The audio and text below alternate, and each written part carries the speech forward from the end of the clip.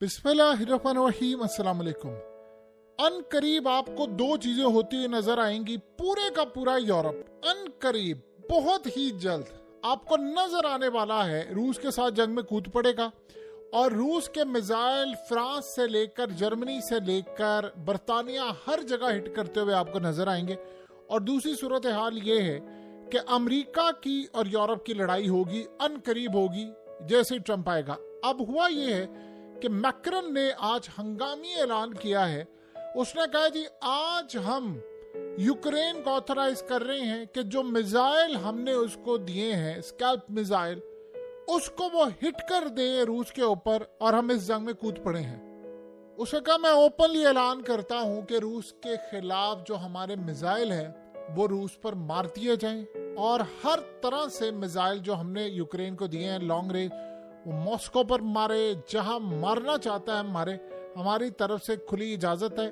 बल्कि उन्होंने इनडायरेक्टली ये कह दिया है कि जो हमारे बंदे जो यूक्रेन में मौजूद हैं वो अब रूस पर मिसाइल मारेंगे। यानी ओपनली आज फ्रांस ने वॉर डिक्लेयर कर दी है रूस के खिलाफ। और आप एक चीज बड़ी अजीबोगरीब गौर से देखेंगे कि जो सिलसिला आपको नजर आ रहा है ये क्या हुआ है। आप गौर करें तो जैसे ही ट्रंप जीता है उसके बाद अमेरिका ने कहा लॉन्ग रेंज मिसाइल मारो, इन्होंने मार दिए। फिर उसके बाद बरतानिया ने कहा स्टॉर्म शैडो मारो, उन्होंने मार दिए। अब आप ये देखिए कि फ्रांस कह रहा है कि मेरे स्कैल्प मिसाइल मारो, वो मारने के लिए जा रहे हैं। अब इससे एक चीज बड़ी क्लियर हो गई है। आज यूरोप ने, जो पूरे यूरोप और बरतानिया समेत, उन्होंने पैगाम दे दिया है ट्रंप को। देखें ये क्यों पैगाम दिया और क्या पैगाम दिया, ये आप इजीली समझेंगे तो आपको सारा गेम समझ आ जाएगा। पैगाम उन्होंने ये दिया है कि ट्रंप तुम आओ, प्रेसिडेंट हो, तुम हमारा साथ दो या ना दो, हम रूस के खिलाफ इस जंग में कूद पड़े हैं। तुम क्या, तुम्हारा बाप भी नहीं रोक सकता इस जंग को बंद होने में।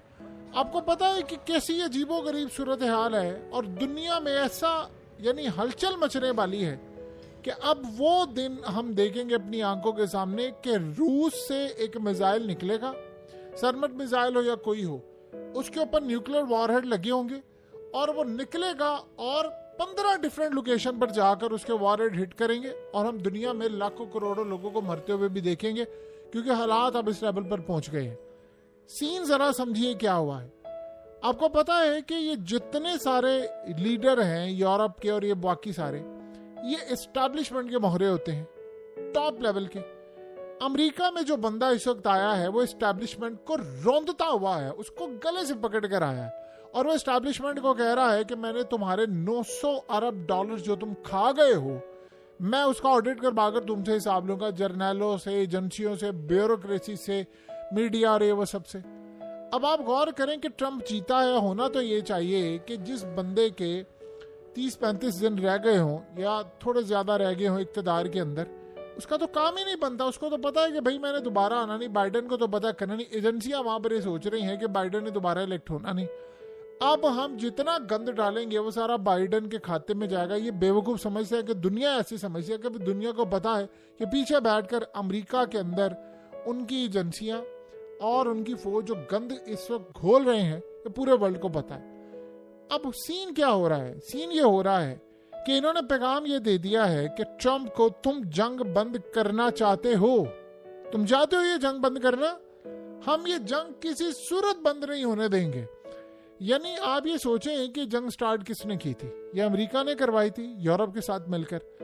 अब वो सीन ये हो रहा है कि ट्रंप को उन्होंने पैगाम दिया है कि बेशक तुम नेटो से अलग हो जाओ, टूट जाओ, हमें कतन कोई परवाह नहीं है, तुमने नहीं मिसाइल देने ना दो, तुमने एड नहीं देनी ना दो, हमें कतन कोई परवाह नहीं है, हम इस जंग में कूदेंगे, हर सूरत कूदेंगे। हम यूक्रेन को हथियार देंगे, हम यूक्रेन को मिसाइल देंगे, उसको पैसा देंगे, उसका खर्चा भी उठा लेंगे, हमने इस जंग को अब छेड़ना है। अब हम डायरेक्टली इस जंग में इन्वॉल्व हो चुके हैं। आप गौर करें तो पुतिन ने क्या कहा है, उसने दो बातें कही हैं 2 दिनों में, बड़ा क्लियरली उसने पैगाम दिया। एक बात उसने कही है, जिस मुल्क के मिसाइल मुझ पर हिट होंगे मैं यूक्रेन की बजाय उन मुल्क को टारगेट करूंगा।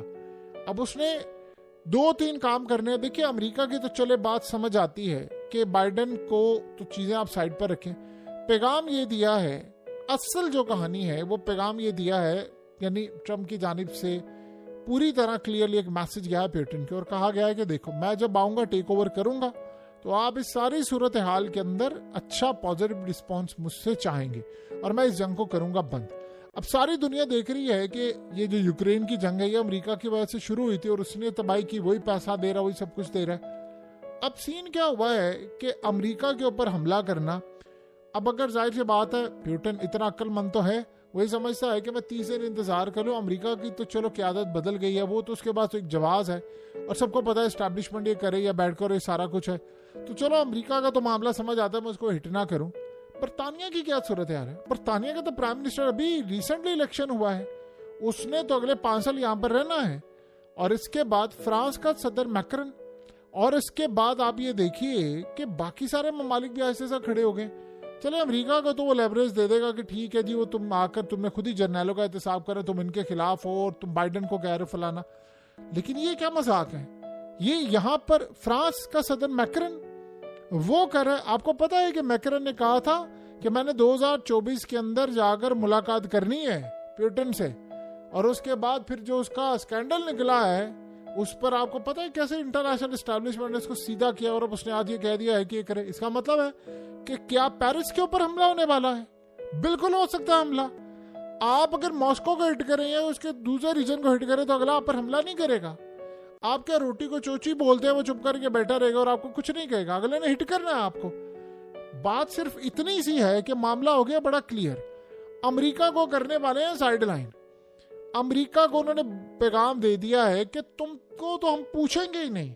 यानी अब वो पहली मर्तबा ऐसा हो रहा है कि नेटो से हो सकता है अमेरिका को ही निकाल दें। आप एक बात जरा समझिए, अगर फ्रांस पर हमला करता है रूस या बरतानिया पर हमला करता है तो आर्टिकल 5 के तहत अमेरिका को तो अपनी फौज भेजनी पड़ेगी। अमेरिका अगर फौज नहीं भेजता ट्रम्प के अंडर, फिर क्या होगा?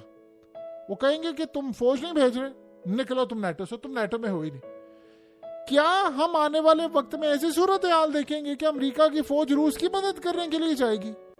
ये बड़ा ही अनयूजुअल होगा मोमेंट, और ये तो शायद किसी ने तसव्वुर भी नहीं किया होगा कि आने वाले वक्त में ऐसे हालात पैदा हो जाएंगे और ये ट्रम्प को ही फारिग कर देंगे। अब आपको ये बात समझ आई है?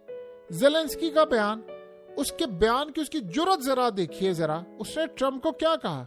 उसने कहा तुम फैसला नहीं करोगे यूक्रेन का, यूक्रेन एक आजाद मुल्क है, हम फैसला करेंगे, और अगर ट्रम्प हमारा साथ नहीं देता तो ना दे, हम इस जंग को लड़ेंगे।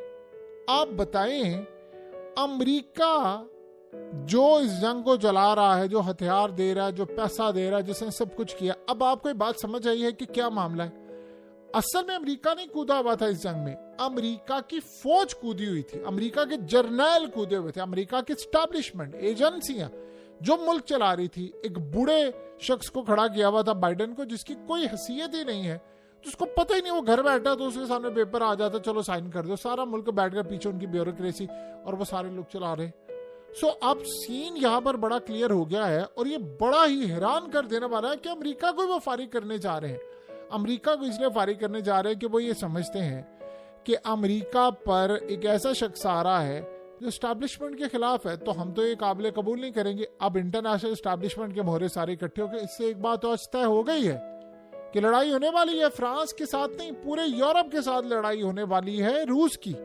और एक बात आप अच्छी तरह समझ ले, आज पुतिन ने जो एक और ऐलान किया था उसमें उसने बड़ा क्लियरली कहा कि हम इस तरह हमला नहीं करेंगे कि हम हमला कर दे तबाह कर दे, हम अवाम को, सिविलियंस को मौका देंगे अपना बचाव करने का। हमला करने से पहले हम आपको एक अलर्ट जारी कर देंगे।